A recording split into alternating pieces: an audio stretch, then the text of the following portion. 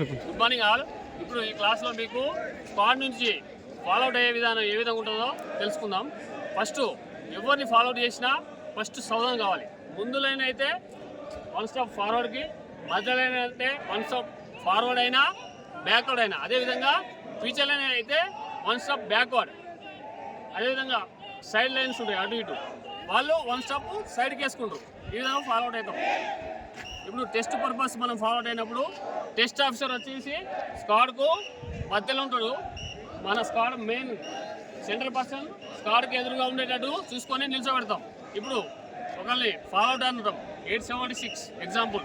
ఆయన ఫాలోఅవుట్ అంటే ఆయన సౌదాన్ అయ్యి ఎక్కడం ఫార్వర్డ్ కన్నేచేస్ అక్కడ ఒక సెల్యూట్ పెట్టి వెంటనే డైనమోడ్ తేచల్ అయ్యి కరెక్ట్ ఆయన సెంటర్కి రావాలి.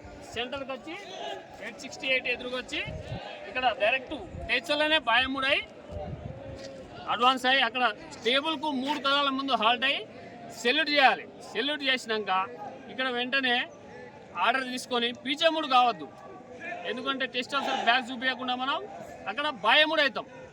బాయముడ్ అయ్యి తేచల్ చేసి ఆయన అటు నుంచి ఫాలోఅవుట్ అయింది కాబట్టి ఆయనకు ఎదురుగా తేచల్ అయినాక ఆయనకు ఎదురుగా మళ్ళీ బాయముడ్ అవుతాడు. బాయముడ్ అయ్యి తేచల్ పోయి అలా వన్ స్టెప్ ముందు హాల్ట్ అయ్యి పీచేముడ్ అయ్యి బాచెస్ అయినాక ఎక్ స్టెప్ బ్యాక్వర్డ్ అయ్యి కలుస్తాడు. ఈ విధంగా ఫాలోఅవుట్ ఉంటుంది.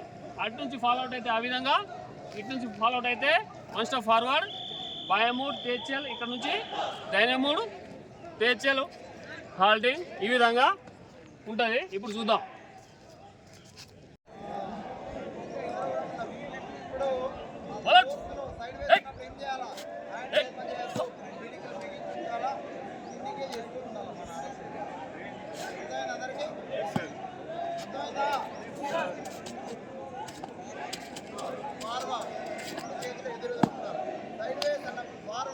विमान टेस्ट नंबर 16 जी रमेश आपके सामने हाजिर है।